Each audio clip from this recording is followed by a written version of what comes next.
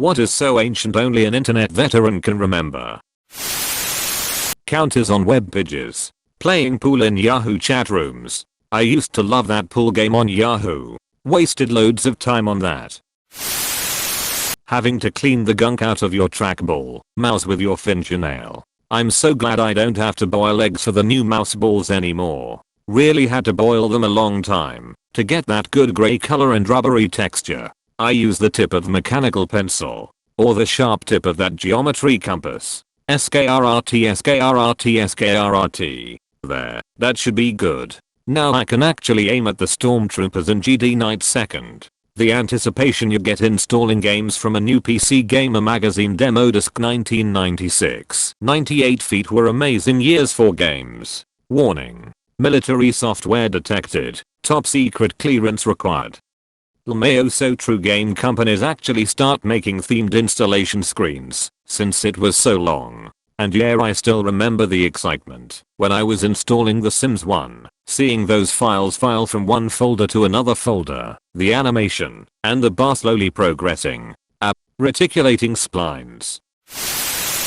Yup, we had a 1.2 kbd modem on our 8088 and my family was bsing like crazy. We downloaded one of the first GIFs ever made, new compressed format at the time, which was a spinning jolt soda can. Got every single Commander King game and many others. OMG Kingdoms of Kroz. Just remembered that you could also get these on early PC magazines that came with 5.25 inches floppy disks. We would get it every month at the mall, but people uploaded the eggs to the BBSs. There was no security on anything. I was fascinated with the idea of chatting with other people and first tried it on BBSs. Me and my brother sneakily entered an adult-only BBS, not knowing why it was age restricted, and it immediately, slowly line by line, displayed an ASCII porn image of a blowjob. We had no idea what was going on lol when you logged in. Such great times at the beginning of everything. Experienced it all after that, from free trials to Prodigy, AOL, and getting a subscription to our first ever local dial-in ISP in 1995, which was run by one guy, and was buggy as hell and down half the time. Like BBS's, the ISP had to provide a local number access point, where you didn't have to pay long distance charges, and we lived in a tiny town, where we could only call 2 cities of 30-50k locally, where I discovered Ike, and kept using it till around 2012. Met my ex-husband over Ike and my current husband is the real-life friend of an Ike friend since 1998, who I first met in person in 2013. One of my most vivid childhood memories is learning how to dial into a BBS with our 14.4K 386 computer with a turbo button that boosted the clock speed up to 33 MHz. I even met the admin, who called me on our rotary phone, after thinking I might be a fisher, because we lived on a farm, so our area code didn't match our location. Turned out my mom knew him, so I got to go hang out at head office, his renovated attic stacked with random tech scraps and books. I mostly played the text MMO, Legend of the Red Dragon. It was incredible, my first RPG. I even managed to find a real live fake wife. I was also the only person I've ever met to actually beat the game, after grinding away in all my spare time for months. Before I went to battle the Red Dragon, I somehow lucked upon a user expansion town and thought it might be a good idea to stash all my gear, money, etc. there in case I died. Turns out when you kill the Red Dragon, it resets the entire game for everyone, and your name is broadcast to every player to let them know who saved the world. Thing is, my storage in the expansion town was unaffected, so to my delight I was able to grab my high level gear and cash and quickly get back to battling the Red Dragon and resetting the world again, after of course stashing everything in the expansion town again. I beat the game like 5 times in the space of a few weeks and no one liked me anymore lol. I retired, satisfied at my mastery. Great game though, always thought it could be a cool modern remake, not sure if it was popular enough to hit that nostalgia sweet spot or not, but I'd buy it on principle.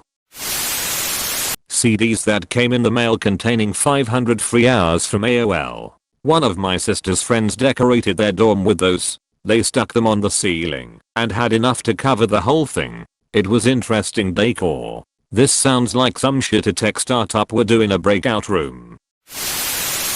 So much time perfecting skins. Honestly, that's kind of one of the things I miss the most about old internet. Everything was unique down to the individual user. Flashing marquees, neon text on a different neon color background, dancing gifs everywhere.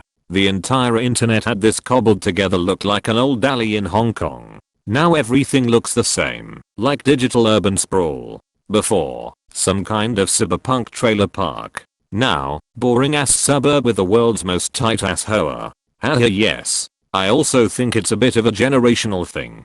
Growing up with grunge and all. I like a little grime and mystique on my experiences, whether digital or IRL. Also miss the days when content wasn't quite so monopolized by just a handful of websites, and a lot of internet forums feel pretty dead these days. It was pretty fun having a few forums to check into every day and grow a small but tight-knit community with. Used to have a small crew of people I'd play emulated games with over Kalera. Even had my own server for a while for use with friends. Probably played Metal Slug 2, 3, and X about 100 times each with a small group of people from the forum. Got my ass handed to me on Marvel vs Capcom damn near every match I played. Had a lot of fun with 4-person lobby tag team matches. /s/l. I definitely inflated my A from 11 to 16 in the early days of ICQ. Using 16/f/Cali when I was really 11/f/middle of nowhere because I just had to seem cool and sophisticated to everyone else in the chat room. I really was 21/f/Cali and nobody believed me ever. Wanna see YBER**. I put on my O band wizard hat. Having to actually type out http www. before entering the website. OMG, that just unlocked a childhood memory. I used to get so annoyed when parents would type a website name into the search bar and look for the website link that way. I was like, why can't they just type out the whole website URL? Are they lazy? It's only made worse when they type out www.google.com to go to Google, then type the name of the website they want to go to in the Google search bar. Going into AOL chat rooms and saying, hey, they put a fireworks show into the chat. Hold Alt and hit F4 and you'll see it. Then watching as, one by one, chat room participants disappeared. AOL tech live support person here. The amount of times I had to answer why no fireworks and ask them to try again and let me know if it is fixed now just so I could laugh is pretty high. Literal villainy. The villain we deserve. If I had an guy that regularly trolled me, it would quite honestly improve my daily life. I was a victim of this. I later made my career in it. Lol. It was just a side job though, so, lateral villainy. The pharmacist. Old websites written in a Notepad file with basic HTML using tables for spacing/formatting, and images that took forever to load. This included lower than lo-fi MIDI audio files that auto-played when the site loaded, and webbing affiliation links at the bottom of the page. People thought making a personal page look professional meant it looked like a newspaper column with a table of contents linked list on the left side in traditional Roman numeral style list. Don't forget the counter. Oh god, lol. I did forget. And it was so basic. Spamming refresh counted. Oh. And the guest book you could sign. View my goose book vertical bar sign my goose book. I still have my website that I wrote in 1998. Read my dream book goose book.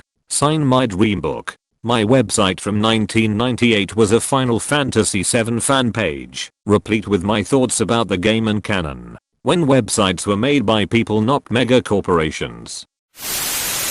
Yeah, I can play the guitar. I know all about virtuosos and tremolos and arpeggios. I can do it all. I can play your basic rhythm guitar, like jug jigga jug jigga jug jigga jug jigga jug jigga jaja, jiggity jug jigga jug jigga jug jigga jug jigga jug jigga jaja. You know, something like that. I can also play some pretty hot licks too. You know, the kind that are just way up high on the tiny strings, and you mash your fingers on them meedly meedly meedly meedly meedly meedly meedly meedly meedly meedly meedly meedly meedly. Yeah, yeah. And then Strong Mad comes in on his bass and he's like dow dow dow dow dow dow dow dow dow dow dow dow dow. And the Cheat comes in on his keyboards and he's like boop boop boop boop boop boop boop boop boop boop boop boop boop boo. And then I'm like, and the dragon comes in the IGGHH.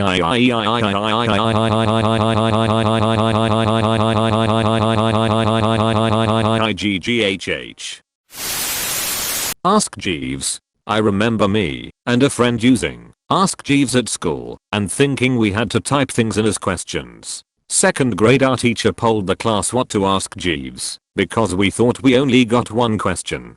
We went with, Jeeves, why is it called a pair of pants but not a pair of shirt? That's a solid question. Deeply philosophical, if not existential.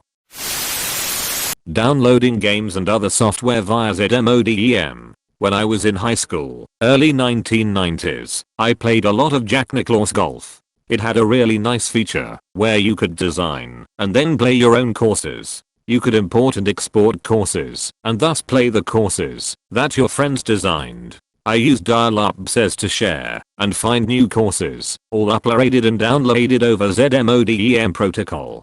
Good times. Cheat Code Central.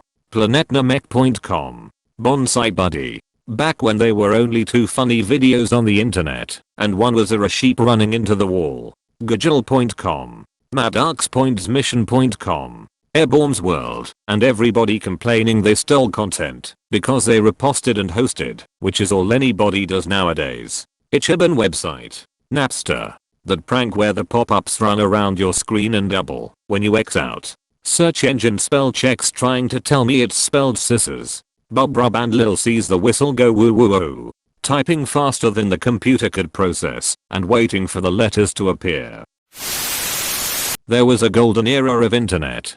Back when it wasn't overpopulated and monetized. It wasn't thought to be cool or something other than nerds did. Back when being nerdy was uncool as well. Back when flash games and viral videos were very much tightly circulated and shared collectively with a hilarious community. Websites were much more reading and menu navigating. Back when this really cool, suppressed, starters of the meme, and not well-known culture wasn't the social norm. Honestly, this era might be looked back on in the future as the greatest example of mankind making something so great, so connecting, and so powerful that they forgot to think of the consequences of it and paid.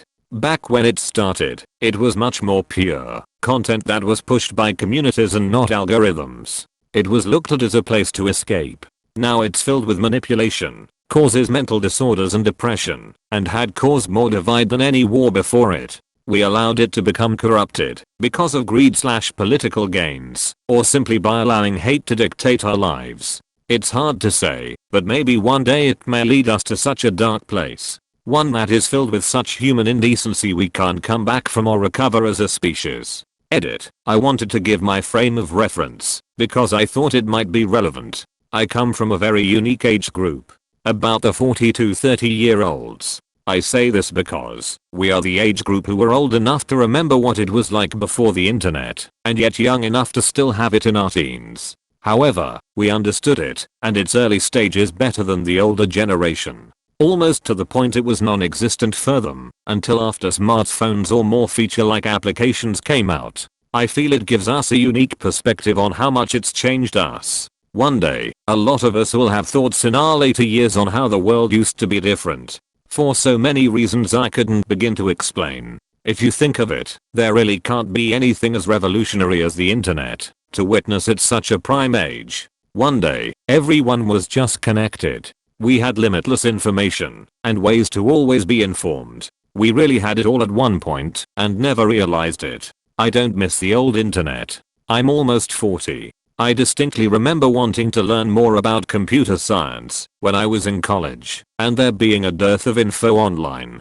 I knew that one day the internet would have the educational content I wanted, but I was in college too soon. I was right. There's tons of stuff out there now. And as for YouTube ads, there are ad blockers or you could just pay for it, like I do now, because there have to be some advantages to being old.